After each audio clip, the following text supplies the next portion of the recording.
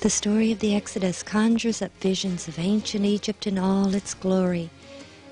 But to understand the Exodus and who the children of Israel were and why the events of the Exodus occurred, we must begin much earlier and much further north. After the flood, mankind was reborn through the family of Noah. As his family grew, once again knowledge of the true God was forsaken by the majority.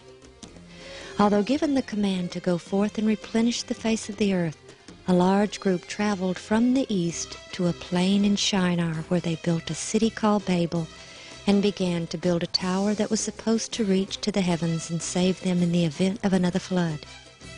But this contradicted God's purpose, and he soon confounded their languages, making it impossible for them to remain as one people. About 425 years after the flood, God called a man named Abram to leave his country, friends, and family and go to a land called Canaan. Because of his faithfulness to the true God while the world around him fast fell to idolatry, the Lord made Abram a promise. I will make of thee a great nation, and I will bless thee, and make thy name great, and thou shalt be a blessing. And I will bless them that bless thee, and curse him that curseth thee. And in thee shall all families of the earth be blessed. Abram lived in Ur of the Chaldees. There were several ancient cities by the name of Ur, but the phrase Ur of the Chaldees makes it clear which city was Abram's home. The Urartuans worshipped a group of gods whom they called the Chaldees. Near Lake Van, several inscriptions have been found, one of which mentions 63 gods followed by 16 goddesses. One inscription states, "This is the spoil of the cities which I obtained for the people of Chaldees in 1 year." Ur today is called Urfa, and was in the plain of Shinar, where the great apostasy of Noah's family had fully bloomed into profound paganism. Abram's family had remained near Babel when the other groups had left the region. When he received the command to leave for Canaan, Abram gathered his family and left Ur of the Chaldees to go into the land of Canaan. And they came unto Haran and dwelt there. Ancient Haran, where they stopped and stayed until Abram's father died, still bears its ancient name and is located just 19 miles down the Balak River from ancient Ur. Further evidence of Abram, later called Abraham, in this region is the presence of the names of other members of his family, all still preserved within a radius of about 25 miles. His great-grandfather, Serug's, name is preserved in the town of Suruk, about 22 miles west of Haran.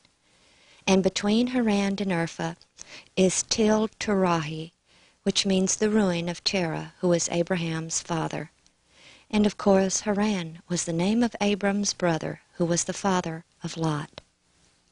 Slowly at first, in Canaan Abraham's family grew. His son Isaac bore 2 sons, Jacob and Esau. It was Jacob who would inherit the position of patriarch at Isaac's death, and it was his sons and grandsons who would one day formally become the nation called Israel. Among the 12 sons of Jacob, one was especially favored by him, Joseph. And unwisely Jacob showed his favor by bestowing upon the boy a special coat of many colors, which caused great jealousy among the other sons. Their jealousy was made even greater by the dreams that Joseph had and shared with his family, dreams which indicated that he would one day occupy a position of great authority and that the others would bow down unto him. One day when his older brothers were tending the flocks in Shechem, Jacob sent Joseph to see if all was well with them. When Joseph approached them from afar, the brothers' jealousy caused them to plot Joseph's death. Only his brother Reuben saved the 17-year-old's life by insisting that they not kill him, but instead cast him into a pit. Stripping him of his special coat, they did so, and when a company of Ishmaelites taking spices and balm to Egypt approached, they decided to sell their brother as a common slave to these men for 20 pieces of silver. But in spite of the horrendous betrayal and ordeal this young man suffered, Joseph remained faithful to the God of his fathers and became a shining light in a land of darkness. He accepted his life in this foreign land among a heathen nation and became a trusted servant to a high-ranking official of the Pharaoh. Then Joseph was falsely accused of a terrible crime and was imprisoned. When all hope must have appeared lost, he was summoned to interpret the Pharaoh's dreams. The interpretation of those dreams by Joseph had warned of an impending 7-year famine, which was to follow a 7-year period of plenty. Deeply impressed by the young man, Pharaoh asked Joseph's advice on what to do to avert a great nationwide calamity, and because of the wisdom displayed in his reply, the Pharaoh appointed him to collect the grain and prepare for the famine. So grateful was the Pharaoh to Joseph and his God that he appointed Joseph to a position second only to the Pharaoh. Thou shalt be over my house, and according unto thy word shall all my people be ruled. Only in the throne will I be greater than thou. And it was through the obedience of Joseph that a special haven for the descendants of Abraham was provided. During the famine, Joseph's brothers came to Egypt to get grain. There, Joseph recognized his brothers whom he had long ago forgiven. After he had tested them, he revealed his identity to the shocked and fearful sons of Jacob. When they realized Joseph intended no harm to them in spite of their grievous deed, they obeyed Joseph's command that they bring their father and entire family to Egypt. During the famine, Joseph had bought all the land of Egypt for the Pharaoh except for land grants made to the various priests, and allowed the people to live on the land and return 1/5 of their increase to the king. When Jacob's family arrived, the Pharaoh honored Joseph by bestowing upon them the right to live in the best of the land of Egypt, the land of Goshen, which was the beautiful and fertile Nile Delta. It is also called the land of Ramses, or Ra, the Creator, the sun god. And it was here that God's chosen people would grow and thrive, from the 70 souls who came with Jacob until they became a great multitude. Though many have claimed there is no evidence of the story of Joseph in ancient Egypt, on an island just below the first cataract of the Nile, an ancient inscription written around the 4th century B.C. was found which claimed to be a copy of a document written by Pharaoh Djoser more than 1,000 years earlier. It is the story of a land grant made by the Pharaoh to the priests of the god Num. It tells of 7 years of famine and 7 years of plenty, how Pharaoh had a dream and consulted his chancellor for help. It contains most elements of the 7 years of famine and 7 years of plenty story, although they were corrupted in this account written over 1,000 years after the event took place. But most importantly, the priests who wrote this inscription were relying upon the land grants made by this Pharaoh to justify their claim to some land. They were not writing what they believed was an ancient myth.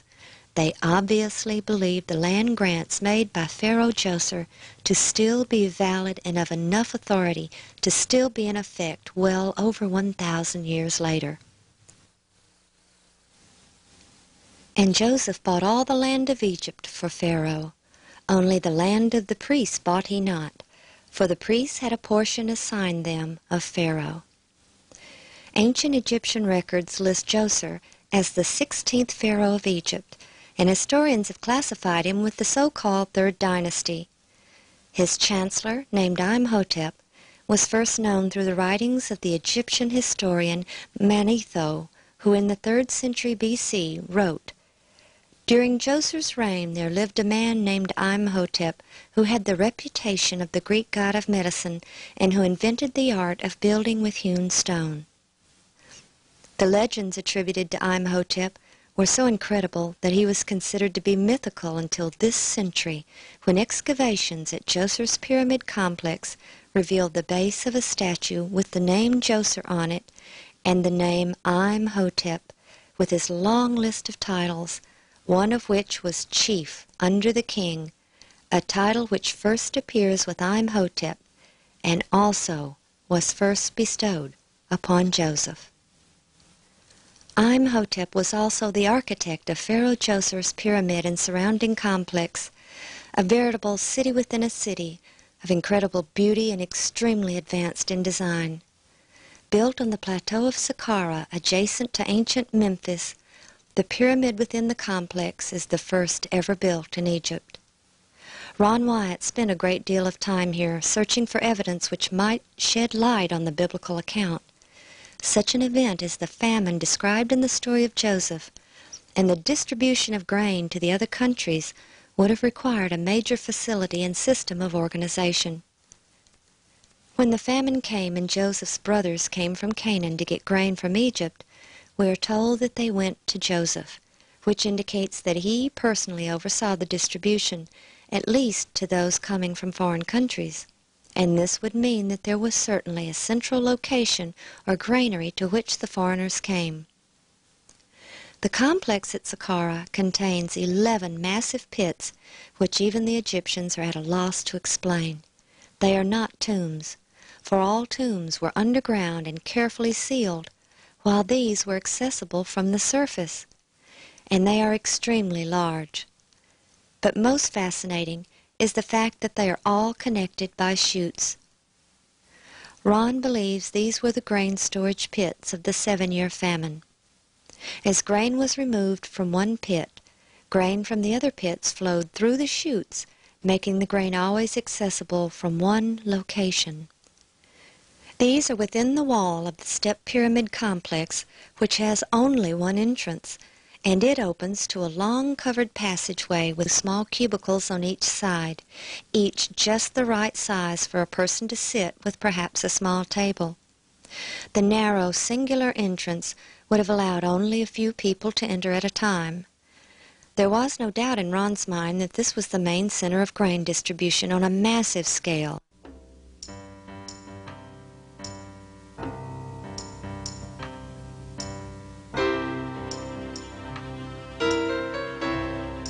When they arrived to get their grain, the people lined up to enter the long corridor.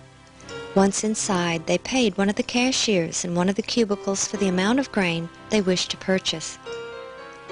After payment was made, perhaps they were given a sack for grain, which reflected the amount of their payment.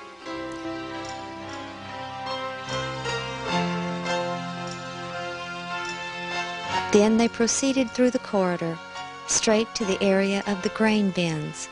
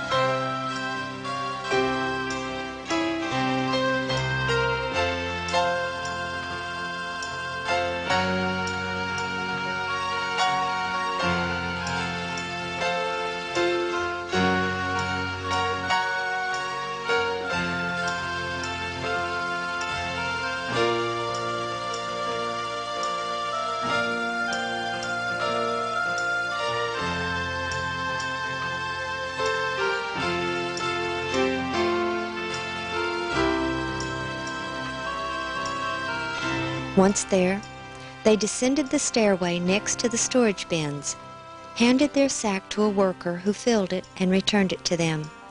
Then They exited through a small door on the lower level, which led to the outside of the complex.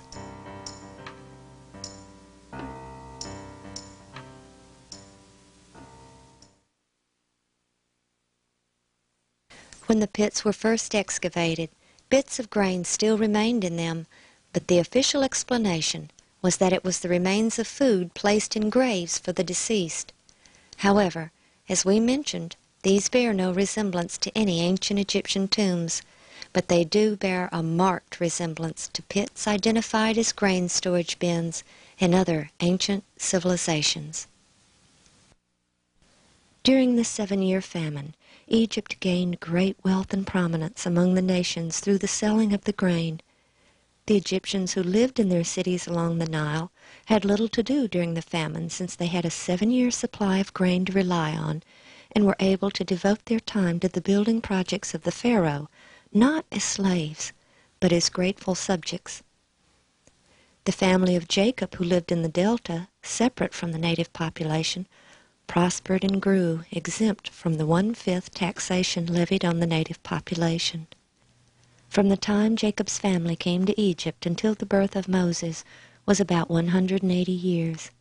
Many pharaohs had come and gone, many ruling contemporaneously with others in different regions, but until now all recognized the rights granted to the people of Israel to live in the land of Ramses.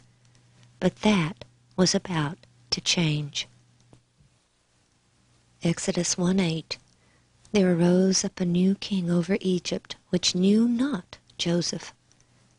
Israel had remained a separate race from the Egyptians, and had grown and prospered to such an extent that they were viewed as a potential enemy nation right in the midst of Egypt.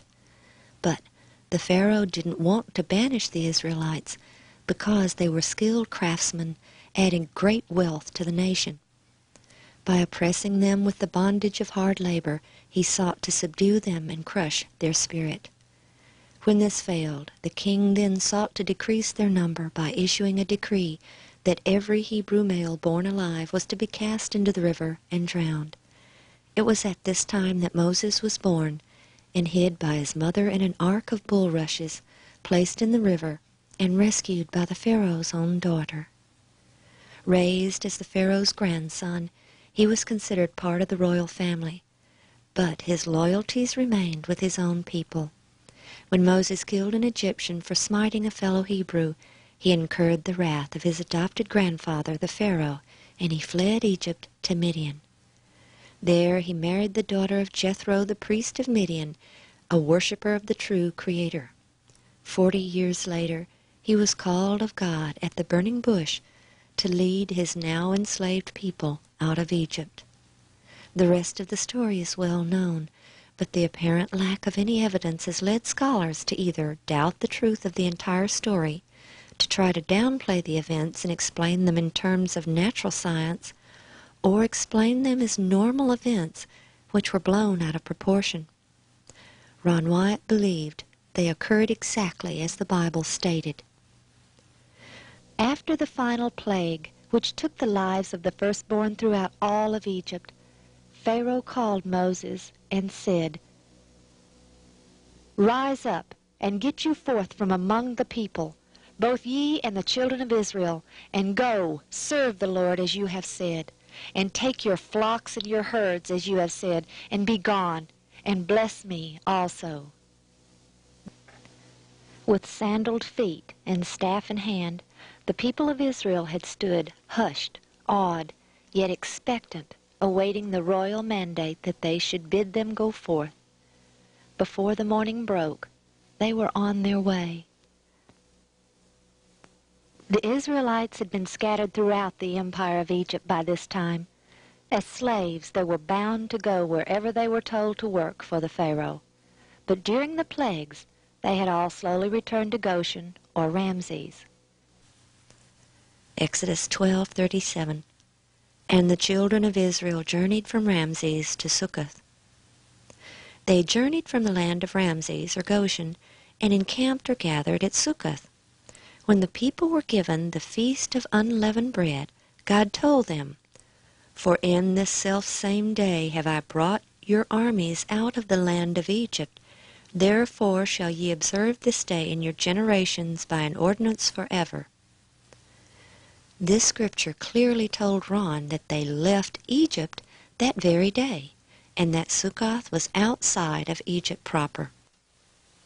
Many Egyptologists and scholars agree that the ancient Egyptian frontier fortress, called Tharu or Thaku, was ancient Sukkoth of the Exodus account, as it corresponds linguistically with the Hebrew word.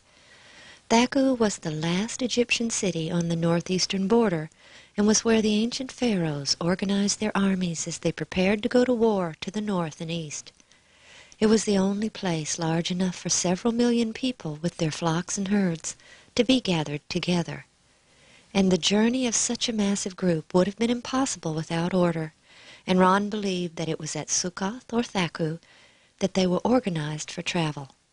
Here their journey began, but where were they going? Moses had asked to take the people 3 days' journey out of the land of Egypt to worship the true God. But by the command of God, Moses knew they would not return. He had been in Midian when he had seen the burning bush and had been called by the Lord to deliver his people out of bondage. And though he had been told he would lead them to the promised land, they were first to come to Mount Sinai, for God had told him, Exodus 3:12, This shall be a token unto thee that I have sent thee. When thou hast brought forth the people out of Egypt, ye shall serve God upon this mountain. Many scholars agreed that Midian was in the northwest sector of present-day Saudi Arabia, but they somehow missed the fact that Mount Sinai was also in Midian. So, from Sukkoth, they set out for Midian and Mount Sinai. But the direct route, which would take them directly east, since they had to go around the eastern finger of the Red Sea, was too dangerous. Exodus 13:17, And it came to pass, when Pharaoh had let the people go, that God led them not through the way of the land of the Philistines, although that was near. For God said, Lest peradventure the people repent when they see war, and they return to Egypt. The Philistines lived along the coasts. Ancient records show peaceful relations between the Philistines and Egypt at this time, but had they encountered the Israelites, they would have regarded them as escaping slaves and captured them to return them to Egypt. Therefore, God led the people about through the way of the wilderness of the Red Sea. Throughout known history, the desolate peninsula located between the two fingers of the Red Sea has remained uninhabited except for small, isolated groups of Bedouin. The ancient Egyptians operated mines there, but the conditions for life were so terrible that one official left a stele behind telling of his experiences there. Quote, The highlands are hot in the summer, and the mountains brand the skin.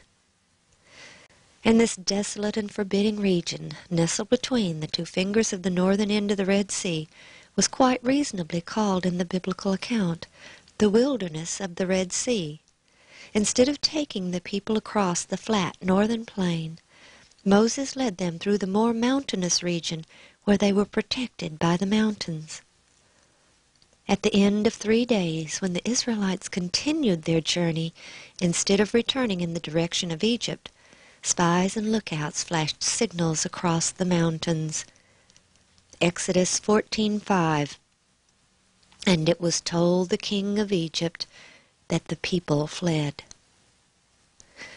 When they arrived at Etham, in the edge of the wilderness, they had almost reached the northern tip of the arm of the Red Sea called the Gulf of Aqaba. But it was here that God had another plan for his people. And the Lord spake unto Moses, saying, Speak unto the children of Israel, that they turn and encamp before Pi-hahiroth, between Migdol and the sea, over against Baal-zephon. Before it shall ye encamp by the sea. For Pharaoh will say of the children of Israel, They are entangled in the land, the wilderness hath shut them in. Had they continued their present course, they would have soon reached safety. But instead they turned south and entered into a massive group of mountains that were without escape. The winding 18-mile-long canyon, today called Wadi Watir, twisted towards the seashore, at times less than 100 feet wide. It constantly looked like a dead end up ahead, but as they continued their journey, the mountains would seem to open up as they approached. Pharaoh knew the area and felt confident when he stated, "They are entangled in the land, the wilderness hath shut them in." Once they entered the Wadi Watir, there was no way out until they reached the sea. God had foretold how long their flight from the Egyptians would be when he gave them the feast of the unleavened bread, or bread of haste, which lasted 7 days. From Sukkoth to the beach at the Red Sea is about 140 miles. Could they have traveled this far in such a short time? Exodus 13:21. And the Lord went before them by day in a pillar of a cloud, to lead them the way, and by night in a pillar of fire to give them light, to go by day and night. Traveling both day and night, they would have had only to average about 1 mile per hour, or 24 miles a day, to reach the sea in 6 days. Once they arrived at the sea, they encamped, but in great fear, for here they certainly felt trapped. Stories of the ordeal must have been passed down through many generations, for 1,500 years later the Jewish historian Josephus wrote, quote, "For there was a ridge of mountains that terminated at the sea, which were impassable by reason of their roughness in their flight." The enormous beach at present-day Nuweiba is certainly large enough to have held several million people in their flocks. And to the south, the mountains extend to the sea, making further travel impossible. When Ron first explored this beach in 1978, he saw the mountains of which Josephus wrote that blocked further travel to the south. To the north he found the very ancient remains of an old Egyptian fortress, most likely built as an outpost for troops assigned to protect the Egyptian mine workers in the region from attacks from the north. The old structure remained in use for many, many years, as it had been repaired many times. Ron believes this was Pi-Hahiroth. Many people believe that the parting of the Red Sea could only have occurred at a place where it is relatively shallow. Perhaps that is why most people believe it took place at the Gulf of Suez, which is quite shallow compared to the Gulf of Aqaba, which in some places is 5,000 feet deep. It is also about 8 miles across from the beach at Nuweiba. The few bathymetric maps Ron was able to find showed that the depths from the Nuweiba beach to the opposite shore reached a maximum of about 900 feet, gently sloping, while on each side there were sheer drops to about 5,000 feet. There certainly appeared to be an underwater path which could have been traveled with the water removed. When Ron and the boys first came to Nuweiba, they went to the south end of the beach. There Ron found a Phoenician-style column lying in the sand near the water's edge. Examining it, he saw that there were no inscriptions still legible. Water erosion had damaged it beyond any repair. At that time, the Sinai was being occupied by the Israelis, and they were in the process of using dynamite to level part of the mountains that reached the Gulf in order to drive their tanks along the coast. Ron pointed out the fallen column to an army officer, and the next time he returned, he found they had moved it back from the beach and set it in concrete. He would later learn the significance of that lone column. He and the boys then donned their scuba gear and began to investigate what may lie beneath the waters of the crystal-clear Gulf. The biblical account told of Pharaoh's army being drowned when the parted waters rushed together, and Exodus 14:24 further tells that the Lord, quote, took off their chariot wheels, that they drave them heavily. On the first dive, Ron found chariot wheels preserved by the coral which had attached to it. He found an axle with portions of each wheel still present, one lying flat and the other extending several feet above the ground. These chariot wheels were very difficult to see and recognize because they are covered in coral, and the portions that were not covered have disintegrated. Most wheels he found had 6 spokes. However, he found several 8-spoked wheels. He removed this one and took it to Nasif Hassan, who was then head of antiquities in Cairo. With no hesitation, he told Ron it was from the 18th dynasty. Thinking his answer a bit quick and perhaps too casual, Ron inquired how he could make such an identification upon first sight. Mr. Hassan explained that the ancient Egyptians only used the 8-spoked wheel at one time in all their history, during the 18th dynasty. In February of 1988, he found this gold 4-spoked chariot wheel in the same general area. There is no coral on the main part of the wheel, because coral doesn't attach to gold, only around the hub area where some wood was exposed when it came off the chariot. While the style of this wheel is similar to that found on the walls of ancient Egyptian tombs depicting chariot making, it also bears a resemblance to ancient Assyrian chariot wheels, which also provides a very important evidence. The abundant evidence shows that there was only one period in ancient Egyptian history when 4, 6, and 8-spoked chariot wheels were used. In his article, Observations on the Evolving Chariot Wheel in the 18th Dynasty, James K. Hoffmeyer in 1976 explains that it was only at the beginning of the 18th Dynasty that the chariot comes into use in the Egyptian army. He also relates how it was only during the 18th Dynasty that the 4, 6, and 8-spoked wheels were used, and that monuments can actually be dated by the number of spokes in the wheel. Exodus 14:6. And he made ready his chariot, and took his people with him.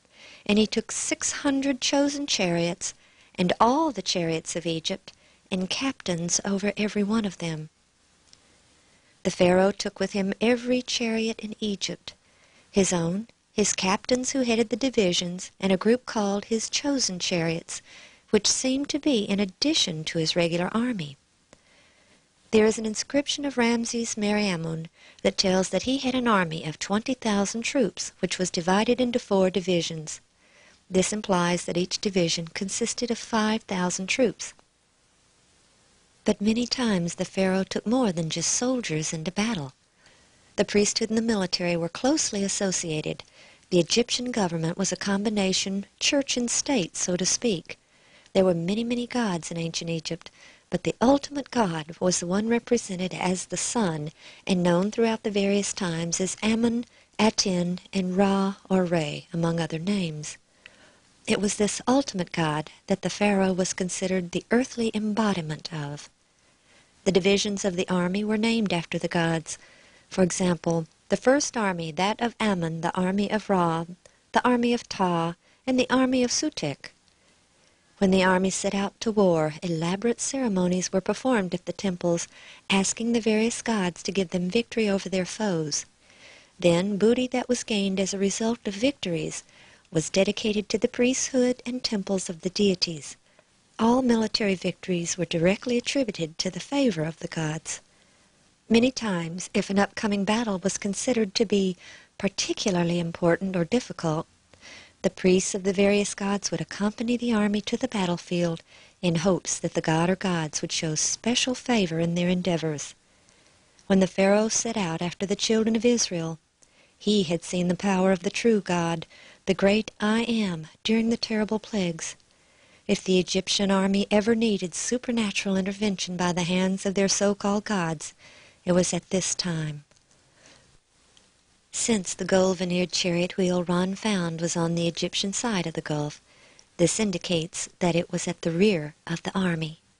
A priest who is not trained in battle would most certainly be in this position at the rear. Okay, we're out here at the beach that the Israelites came out on when they came out of the canyon system that they had been following by the leading of the cloud. And of course, following Moses, who was following the cloud. And they came out on this beach and proceeded to the south, which is this direction. There was an old Egyptian fortress up to the left, Piharoth, and so they turned southward, and of course the cloud turned southward, and that was what they were following. Soon after entering this area, the Israelites set up camp beside the sea, whose waters presented a seemingly impassable barrier before them, while on the south a rugged mountain obstructed further progress. With all areas of escape blocked, the Israelites felt they were doomed. Suddenly they beheld in the distance the flashing armor and moving chariots, betokening the advance guard of a great army. As the force drew nearer, the hosts of Egypt were seen in full pursuit. Terror filled the hearts of Israel. Some cried unto the Lord, but far the greater part hastened to Moses with their complaints. Because there were no graves in Egypt, hast thou taken us away to die in the wilderness? Wherefore hast thou dealt thus with us to carry us forth out of Egypt? Is not this the word that we did tell thee in Egypt, saying, Let us alone, that we may serve the Egyptians? For it had been better for us to serve the Egyptians than that we should die in the wilderness. It was not an easy thing to hold the host of Israel in waiting before the Lord. Lacking discipline and self-control, they became violent and unreasonable. They expected speedily to fall into the hands of their oppressors, and their wailings and lamentations were loud and deep. The wonderful pillar of cloud had been followed as the signal of God to go forward. But now they questioned among themselves if it might not foreshadow some great calamity, for had it not led them on the wrong side of the mountain into an impassable way? Thus the angel of God appeared to their deluded minds as the harbinger of disaster. But now, as the Egyptian host approached them, expecting to make them an easy prey, the cloudy column rose majestically into the heavens, passed over the Israelites, and descended between them and the armies of Egypt. A wall of darkness interposed between the pursued and their pursuers. The Egyptians could no longer discern the camp of the Hebrews, and they were forced to halt. But as the darkness of night deepened, the wall of cloud became a great light to the Hebrews, flooding the entire encampment with the radiance of day. Then hope returned to the hearts of Israel, and Moses lifted up his voice unto the Lord. And the Lord said unto Moses, Wherefore criest thou unto me? Speak unto the children of Israel, that they go forward. But lift thou up thy rod, and stretch out thine hand over the sea, and divide it, and the children of Israel shall go on dry land through the midst of the sea.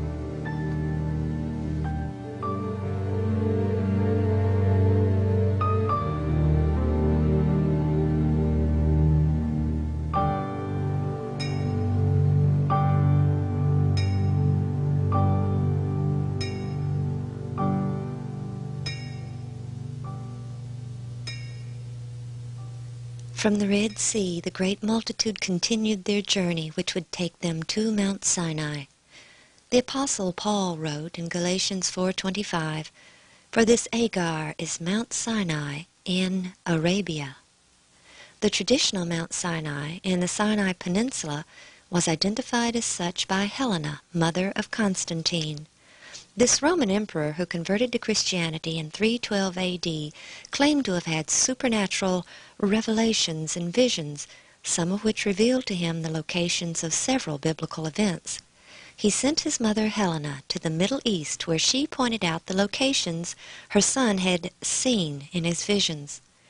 Then in 527 A.D., the Emperor Justinian built the monastery of St. Catherine's on the northwest slope of Jebel Musa in the Sinai Peninsula.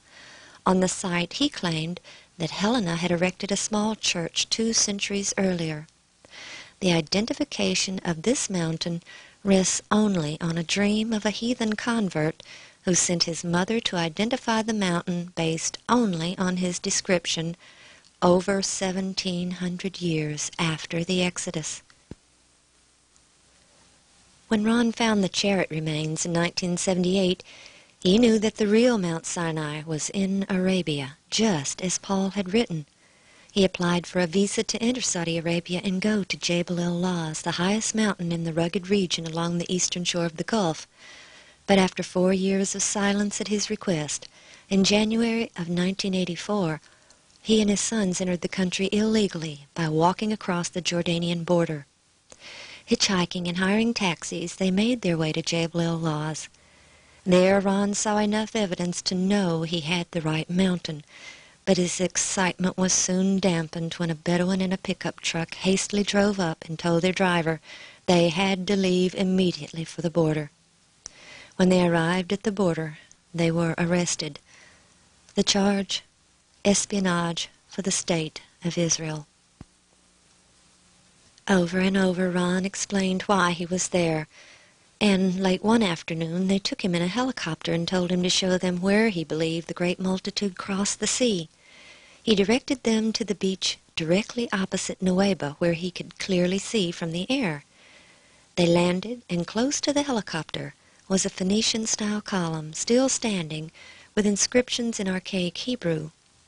The Saudis made numerous photos, chattering excitedly, and Ron explained that he believed it was erected in ancient times to mark the crossing site, and told them that he had found an identical one on the opposite shore, whose inscriptions had been eroded away since it had fallen in the surf. That column probably saved Ron and the boys' lives. It was the shred of evidence that gave his story credence. But it was 78 days before they were cleared of the bogus charges, which Ron later learned were phoned into the Saudi embassy by an acquaintance who had once worked with him on several projects. 3 weary Americans came home Monday night. Ronald Wyatt and his sons Daniel and Ronald Jr. returned to Nashville at the end of an amateur archaeology expedition that landed them in a Saudi Arabian jail. They entered Saudi Arabia illegally, searching for the site of the biblical Mount Sinai. Ronald Wyatt and his sons are with us in the studios of our Nashville affiliate WTVF to tell us all about it. Gentlemen, good morning. Morning. Morning. Mr. Wyatt, you there in the middle, and yes. Your sons on either side. Why did you, I didn't know that Mount Sinai was in Saudi Arabian territory. Why did you think it was? We found some chariot parts that looked like the chariots found in King Tut's tomb in the Gulf of Aqaba, west of this Jebel el-Lawz. We found these at depths from 60 feet out to 200 feet and over a stretch of about 1.5 miles. And we believe that that was the crossing site. And so in the biblical narrative, they arrived at Mount Sinai after crossing the Red Sea. The language in the Bible indicates that they stayed in a mountain, enclosed in a mountain. So an aerial map showed that this Jebel el-Lawz had a large valley enclosed in the rim of an ancient volcano. There's about 5,000 acres in there. We felt this was the place. And in Exodus 24:4 and in Leviticus 6:28, 11:33, and 15:12, it tells of some artifacts that were to be found. There was to be 12 pillars of stone and an altar and some pottery. And so this is why we looked at that particular mountain. Now, I know that you applied for a visa for about 4 years. It's very difficult to get into Saudi Arabia, and they turned you down, but then you decided to make a quick, and let's ask Daniel this, we'll give him a chance to talk, a quick jump across the border in Jordan and go in illegally. Did you think you could get in and out without being caught? I don't know. It seemed kind of risky to me. Yeah, I didn't think it sounded too easy. Ronald Jr., why do you think they let you go, finally? I'm not real sure. I guess they just found out that we weren't spies as they thought we were. They thought you were Israeli spies, right? Yeah, that's what we hear. Any torture, kind of interrogation? No, they just separated us and made sure our stories matched. Yes. During the interrogation period, we were interrogated by three separate groups, the Coast Guard and then the local General Investigating Group and then from the ministry. And the Coast Guard interrogation was a very frightening experience for people that were totally inexperienced with spies and intrigue and all of this. Are you going to go back? We're not going back without the proper papers. The Wyatts, thank you very much for joining us from Nashville this morning. Welcome back. Thank you. Thank you. It's nice to be back. The Coast Guard is in charge of customs, and they were the ones that arrested us. They took us down to their Coast Guard headquarters, and we met some people there that were quite friendly at first, but we found that they weren't all this friendly. We went through some 3 different periods of interrogation, and the first was by this Coast Guard group. They had a general there that was commanding this, and he interviewed us or interrogated us through an interpreter. And I've never yet been quite convinced that the interpreter told him what you were saying. Right. Yes. But anyway, after that, then we were interrogated by the General Investigating Office that was in charge of that area. I think their office is in Tobuk. And then after that, they sent some people out from the ministry. This is the kings from Riyadh, you know, the seat of the government, and had a few questions for us too. And during this time, of course, they kept us separated so we couldn't get our stories together or whatever. They didn't tell us a whole lot. We were held incommunicado. They declined allowing us to talk with a representative of our government, which international law requires that they do. And so we were pretty much in the dark. They would, after the preliminary or the main interrogation, periodically they would take one or the other of us up to this head honcho's office and ask us a few more questions. And I think they were getting these questions from their archaeology department. They were seeing if we really were archaeologists or if we were Israeli spies, which is what they accused us of being. Well, in Numbers 24:4, for the people in the audience that are Bible scholars, it says that Moses rose up early in the morning and set up 12 pillars of stone and erected an altar. All right, we felt that this would still be there because people in that part of the country, the Bedouins and a lot of these people, their agreements, instead of being on paper, they set up these little things of stone, which apparently they have some means of interpreting what these little stacks of stones mean. And so all these things are left alone. They're not necessarily sacred, but they are just things that, you know, people do not bother. We felt that there was a high likelihood that those stones would still be there, and so we found those. And they appeared to be intact. There had been some sand blown in over up partway on the north end of the altar and some of the stones on that end. Soon after arriving home, Ron received a call from a Saudi Bedouin prince by the name of Samran. He had heard about Ron's claim after his release and had become obsessed with seeing what he called Moses' Mountain. Moses is recognized by the Muslim faith as a true prophet. Samran even flew to Nashville, determined to convince Ron to return with him. And finally, 11 months after his release from Saudi prison, Ron relented. In March 1985, Ron journeyed to Turkey to show a new associate, David Fasold, the site of Noah's Ark. Samran joined them, and the three viewed the remains of the Ark in the snow. Ron was then provided a visa to enter Saudi legally, and Mr. Fasold was invited to join them, an offer he did not refuse. With a full work crew and provisions, they went to the mountain where they thoroughly explored the area. An archaeologist from Riyadh University was brought in and verified the archaeological value of the site. Ron was asked to stay and excavate, but he had other meetings in Turkey which couldn't be changed. His refusal angered the Saudis, who are not used to being told no, and all their photos, film, and video were confiscated. Ron was told they would be returned to them when he returned and excavated as they had requested. After he left, the area was fenced off and signs erected stating it was an archaeological site and trespassing forbidden, but once again he left empty-handed. He began to make plans to return as they had requested, and met with former astronaut James Irwin to enlist the participation of his organization. But future requests, both by Ron and Colonel Irwin on his behalf, were met with refusals. With time to reflect upon the situation, the Saudis had decided it was not in their best interest for Mount Sinai to be in their country.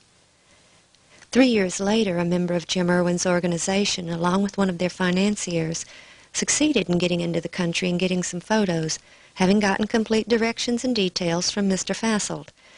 They then made the claim that they had discovered Mount Sinai. But it wasn't to be long before Ron would have more documentation than he ever dreamed possible. The story is too long to be told here, but by 1992, the photos and videos he so desperately desired literally fell into his hands. However, for now, we must protect the identity of those who took the photos and videos and gave them freely to Ron with no stipulations. Exodus 14:30. Thus the Lord saved Israel that day out of the hand of the Egyptians, and Israel saw the Egyptians dead upon the seashore. The waters of the sea had closed in on Pharaoh and his army, and now many of their bodies lay lifeless upon the vast Arabian shore. As charioteers and horsemen, their swords and weapons were bound to their bodies and were gathered up by the unarmed Israelites. The mountain of God lay to their southeast, an easy journey through the large wadi just beyond the marker where Ron found the column in 1984. But had they proceeded directly to the mountain from the sea, they would have entered the large open plain and been an easy prey to the fierce warring Amalek. Instead, the biblical account tells of a different route through the wilderness of Etham, also called the wilderness of Shur, the mountainous region which surrounded the shores of the Gulf. For 3 days they followed the cloud through the barren wilderness. As their water supply grew scarce, they became fearful. Then they came to Marah, where there was a spring, but the water was bitter and undrinkable. The people murmured against Moses, blaming him, even though they were being led by the cloud and the pillar of fire. When Moses prayed for wisdom as to what to do, he was shown a tree by the Lord, which he was told to cast into the waters, and which made them sweet and drinkable. There are several springs in this vast mountainous region, but we cannot identify Marah with certainty.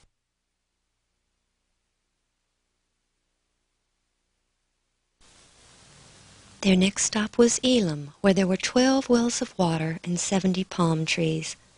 Palm trees are extremely rare on this side of the Gulf, but here, spanning across a wide wadi, is an oasis with hundreds of palm trees and 12 wells of water, still used today. The 70 palm trees have proliferated into hundreds, but the fact that there are 12 wells which are today walled in concrete and still used in this extremely arid region is very strong evidence that this was Elam.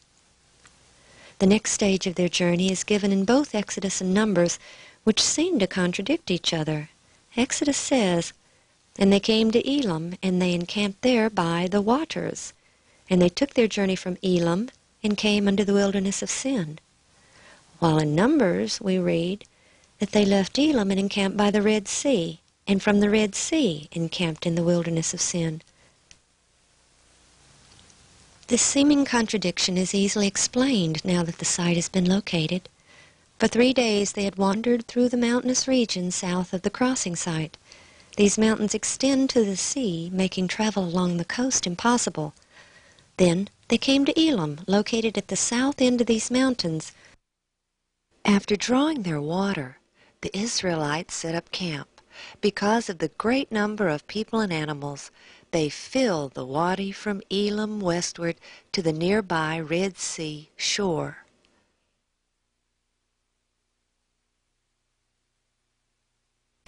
The wilderness of Sin between Elam and Sinai is a large barren plain nestled between the mountains along the sea and the mountain range which contains Mount Sinai.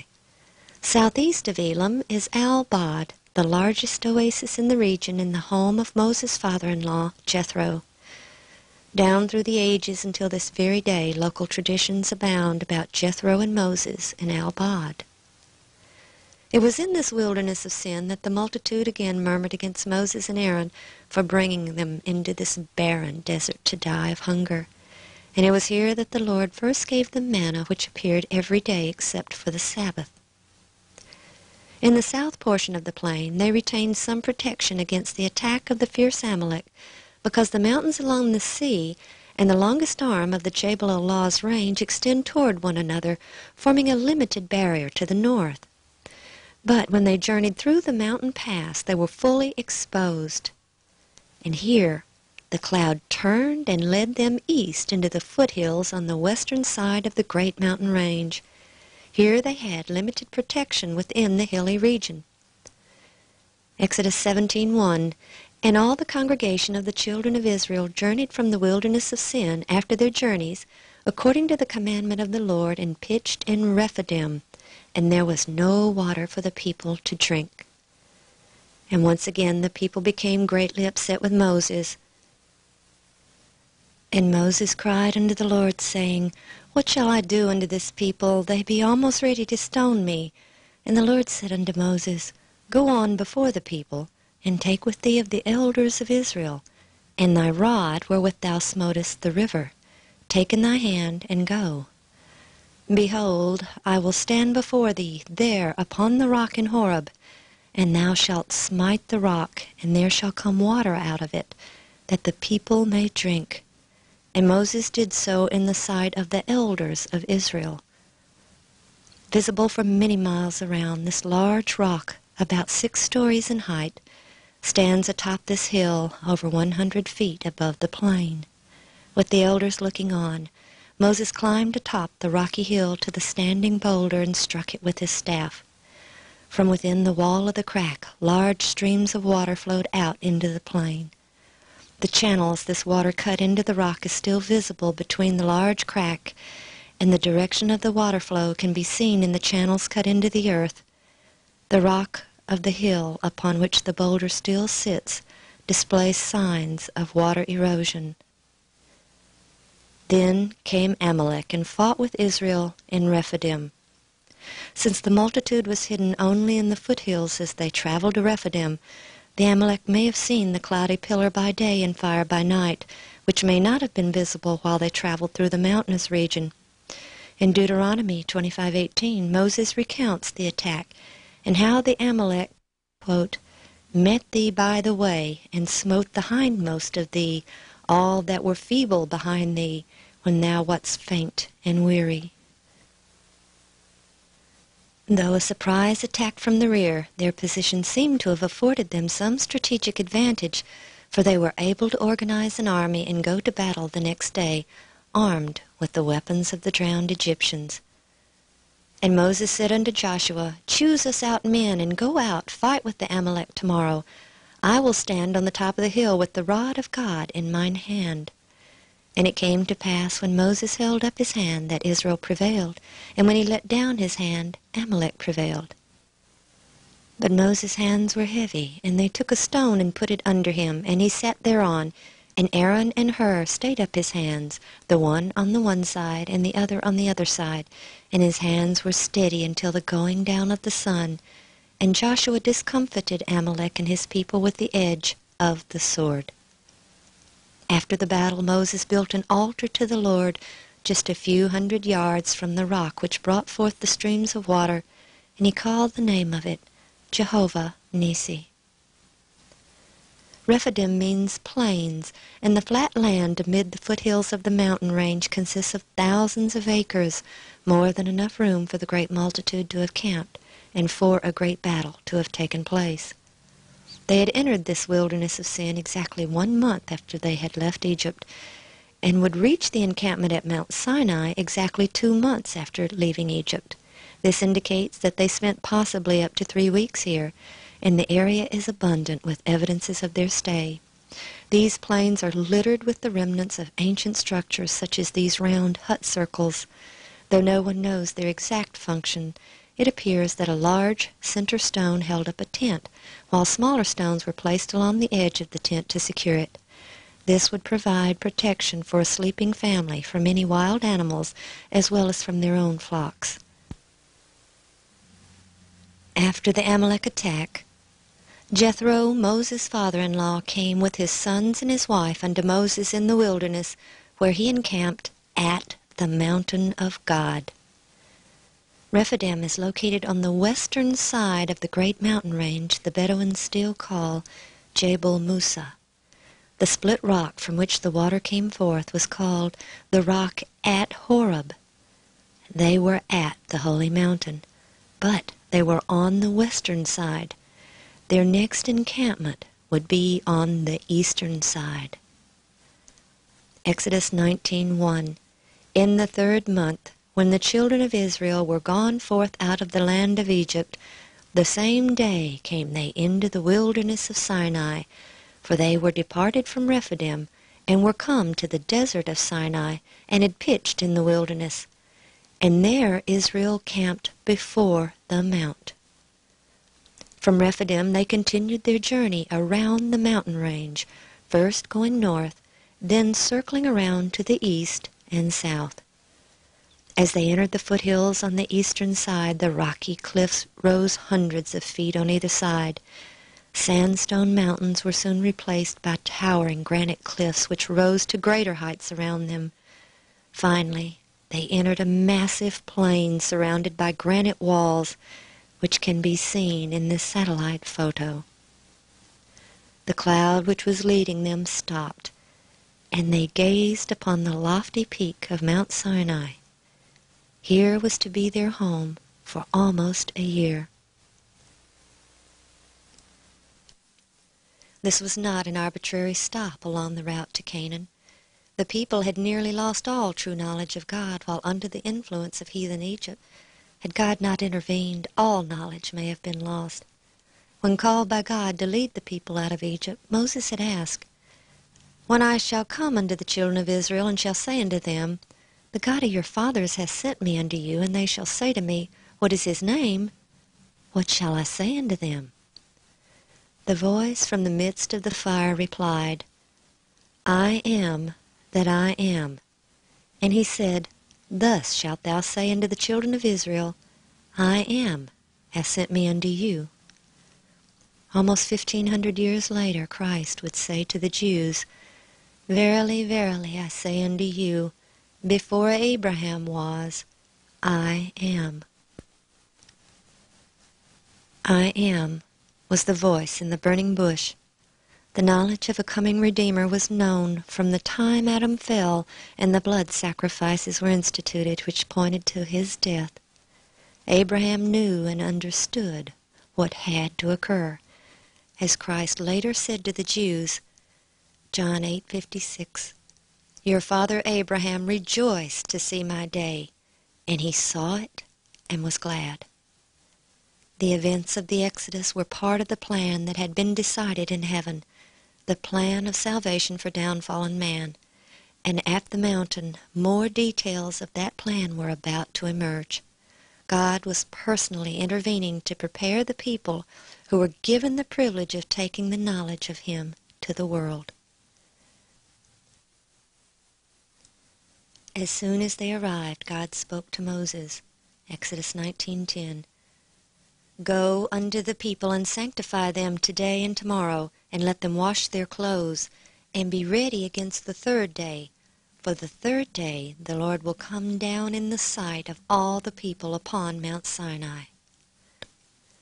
Before the Lord came down upon the mountain in the sight of the people, he instructed Moses, Exodus 19:12, "Thou shalt set bounds unto the people round about, saying, Take heed to yourselves that ye go not up into the mount, or touch the border of it. Whosoever toucheth the mount shall be surely put to death." In 1985, Ron and the others had found a number of large circular pillars buried in the earth along these lines in front of the holy area, or Holy Precinct. They are an average of 18 feet in diameter, spaced approximately 5 feet apart, and constructed with 2 walls built of stone. Loose rock was used to fill in between the inner and outer wall. Since they progressed from one side of the mountain to the other, Ron had theorized that perhaps they were the bounds erected by Moses. But at the same time, he questioned why these pillars would contain double walls if they were only boundary markers. Another problem was the fact that only a few inches to a few feet was extending above the ground, while approximately 20 feet was buried. These facts and other evidences led Ron to conclude that these were not the boundaries. He now believes that the bounds were stone walls constructed of black basaltic rock without mortar. In this region of millions of rocks, it is difficult to distinguish these remains when viewed close up. But from a distance, their pattern becomes visible because of their dark color against the neutral tones of the earth. Once located from a distance, they could be recognized at close range. Though mostly crumbled today, they can be seen to follow along these lines. Once the bounds were erected, the people gathered at the foot of the mountain. While in Egypt, they had been exposed to the heathen worship of the sun god known as Ra. Here the people would worship God while facing west, with their backs to the rising sun. And it came to pass on the third day in the morning that there were thunders and lightnings and a thick cloud upon the mount, and the voice of the trumpet exceeding loud, so that all the people that was in the camp trembled. And Moses brought forth the people out of the camp to meet with God, and they stood at the nether part of the mount. And Mount Sinai was altogether on a smoke, because the Lord descended upon it in fire, and the smoke thereof ascended as the smoke of a furnace, and the whole mount quaked greatly. I am the Lord thy God, which have brought thee out of the land of Egypt, out of the house of bondage. Thou shalt have no other gods before me. Thou shalt not make unto thee any graven image, or any likeness of anything that is in heaven above, or that is in the earth beneath, or that is in the water under the earth. Thou shalt. The great I Am spoke the 10 precepts of his law with his own mouth, and it was to be the last time he personally spoke to the multitude. And all the people saw the thunderings and the lightnings and the noise of the trumpet and the mountain smoking, and when the people saw it, they removed and stood afar off. And they said unto Moses, Speak thou with us, and we will hear, but let not God speak with us, lest we die. No man could see God and live. Therefore he veiled his presence in the cloud and smoke, and he descended to the earth upon the mountain of Sinai. For the Lord thy God is a consuming fire. Not only was the top of the mountain blackened by the fire of his presence, it literally melted. The mountains melted from before the Lord, even that Sinai from before the Lord God of Israel.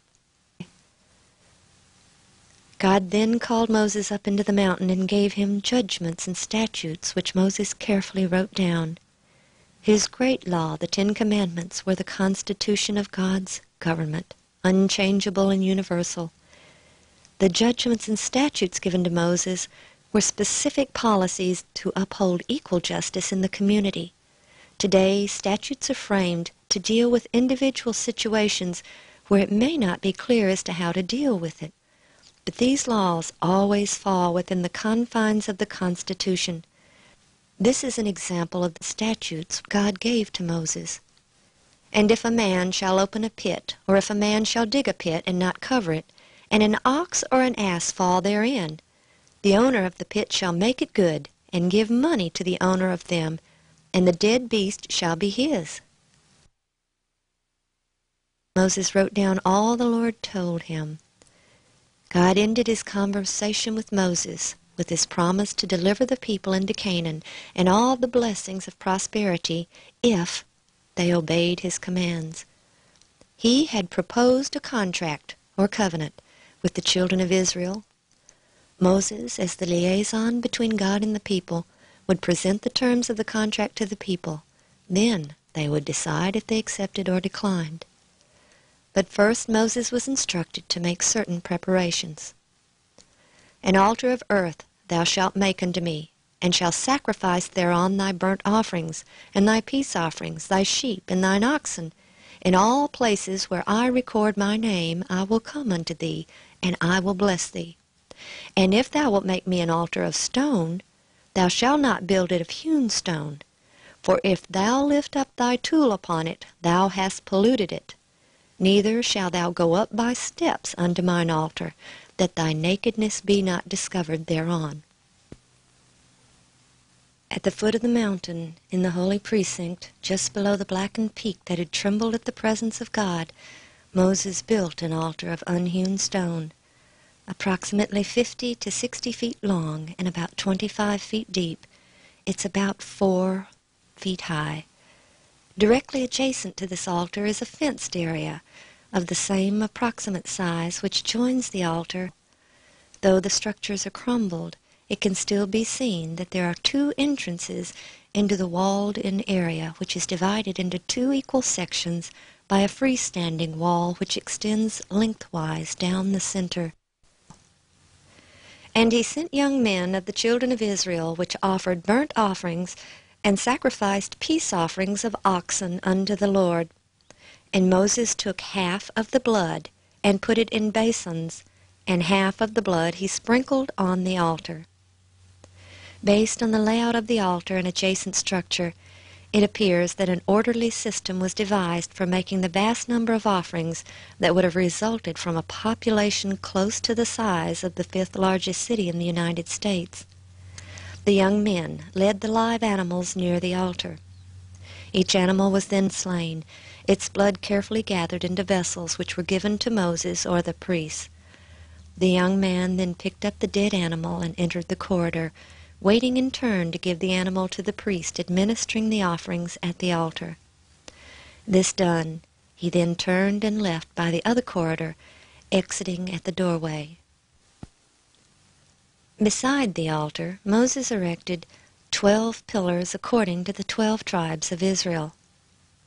From Abraham, then Jacob, down through the ages, this practice of setting up pillars to commemorate agreements continued. As late as 1886, the Apache warrior Geronimo surrendered himself and his band of warriors to the United States Army after reaching an agreement that they would be allowed to live with their families. When the agreement was concluded with General Miles, Geronimo set up a large stone on a blanket as a witness to their treaty. When the treaty was broken by General Miles, Geronimo stated that their treaty was to have been in effect until the stone crumbled. Of the 12 pillars, only a few are still standing. The others lay scattered throughout the Holy Precinct, probably the result of earthquake activity in the region.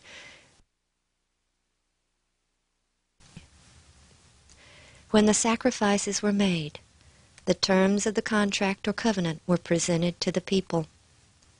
Moses took the book of the covenant and read it in the audience of the people, and they said, "All that the Lord hath said we will do and be obedient." And Moses took the blood and sprinkled it on the people, and said, "Behold the blood of the covenant which the Lord hath made with you concerning all these words." The contract between God and the children of Israel was now ratified. God had presented his absolute demands and what he offered in return. The people signified their acceptance and agreement to the terms. The 12 pillars, one for each of the 12 tribes, commemorated the agreement. Moses was summoned again up into the mountain, this time bringing Aaron, his sons, and the 70 elders of Israel. Directly above the altar is a plateau in the mountain just below the scorched black of the high peak. We believe this is where the group of men did eat and drink, and saw the God of Israel. And there was under his feet, as it were, a paved work of sapphire stone, and as it were, the body of heaven in its clearness. They were given the same glimpse of the heavenly throne that Ezekiel saw in vision.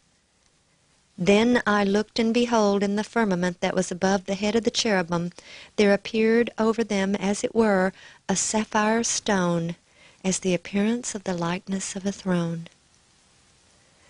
Moses was again called up into the mountain, this time with Joshua. For 6 days the men waited, and then, on the 7th day, God called Moses up into the cloud that covered the very top of the mount, into the presence of the Lord. For 40 days he remained there while Joshua waited for him in the lower plateau. In the midst of the blackened peak is a hollow area within the burned top which appears unscorched. From this hollow there is a visible pathway leading down to the plateau. We believe this was where Moses met with God and received the ceremonial law, the statutes and judgments, and the 10 Commandments. Moses carefully recorded all he was told. Then something terrible occurred. The Lord said unto Moses, Go, get thee down, for thy people which thou broughtest out of the land of Egypt have corrupted themselves. They have turned aside quickly out of the way which I commanded them. They have made them a molten calf, and have worshipped it, and have sacrificed unto it, and said, These be thy gods, O Israel, which have brought thee up out of the land of Egypt. And the Lord said unto Moses, I have seen this people, and behold, it is a stiff-necked people. Now therefore let me alone, that my wrath may wax hot against them, and that I may consume them, and I will make of thee a great nation. Moses pleaded with God for his people, that he not destroy them, and finally God accepted his plea on their behalf. But Moses' anger with the people was also great.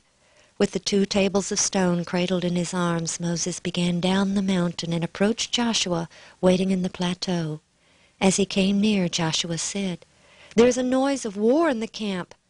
But Moses replied, It is not the voice of them that shout for mastery, neither is it the voice of them that cry for being overcome, but the noise of them that sing do I hear.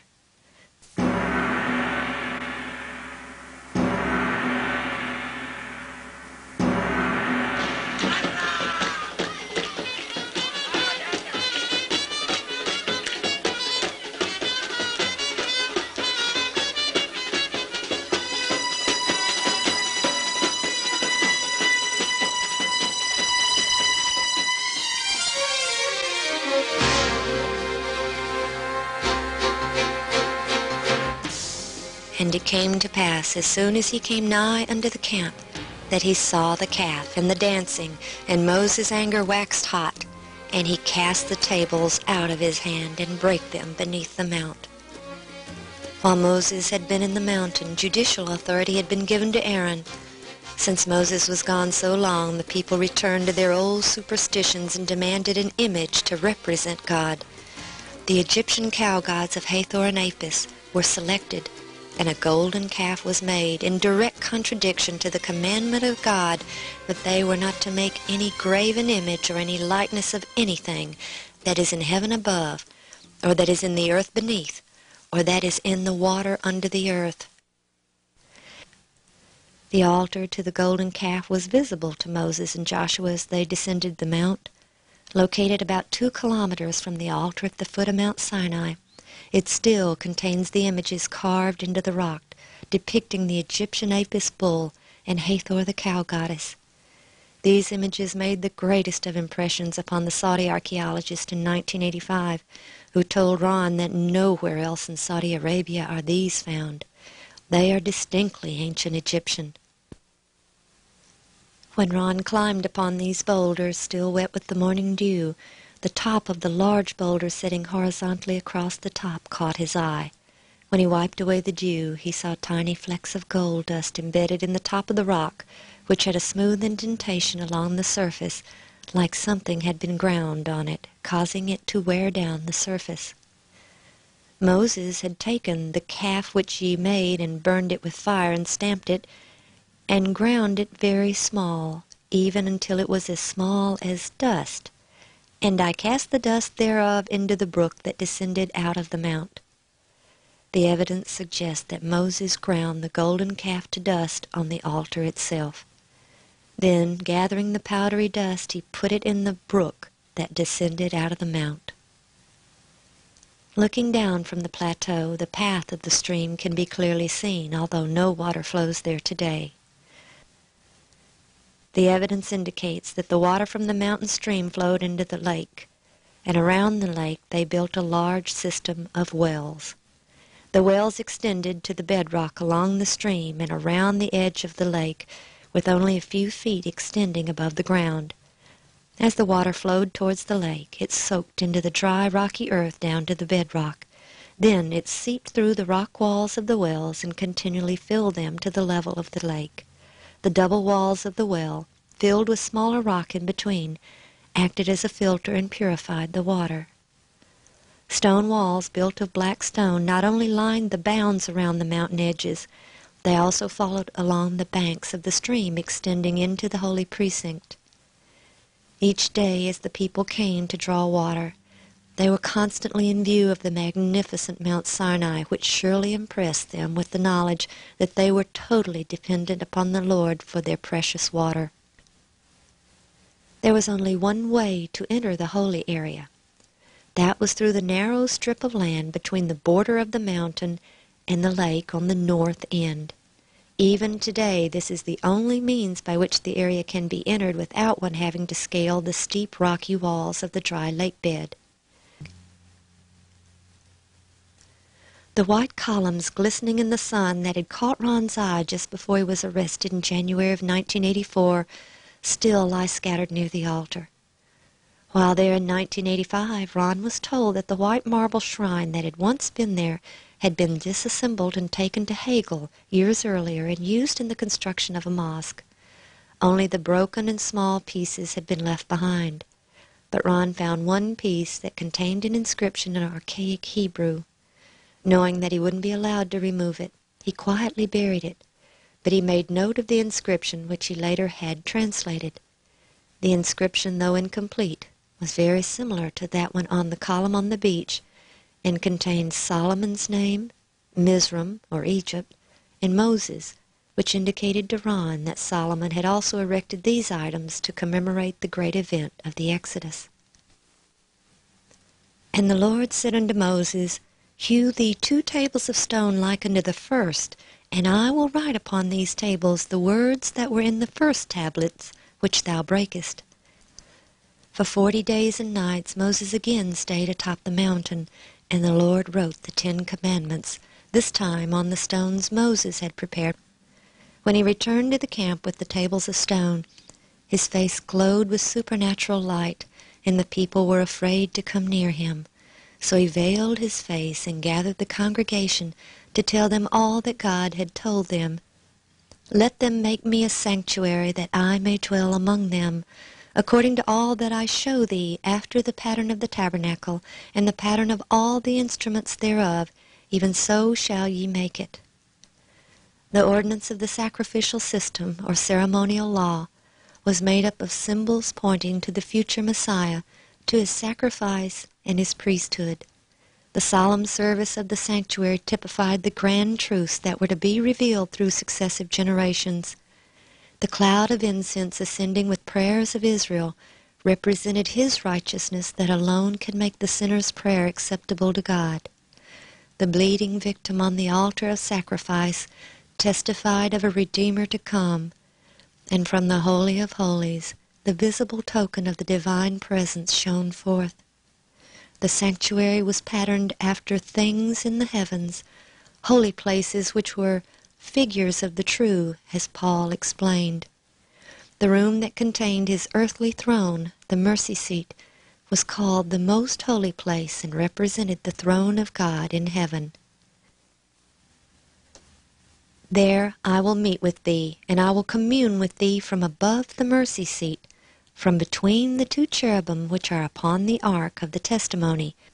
Beneath the mercy seat, within the ark of the testimony, were the tables of stone written by God's own finger and spoken by his own lips in the hearing of all of Israel. Thus was signified that God's government rested upon these laws, the complete standard of righteousness, and that they would be enforced throughout eternity. When the tabernacle and its furnishings were completed, instructions were given on the manner of the encampment. In the center of the camp, the tabernacle was set up.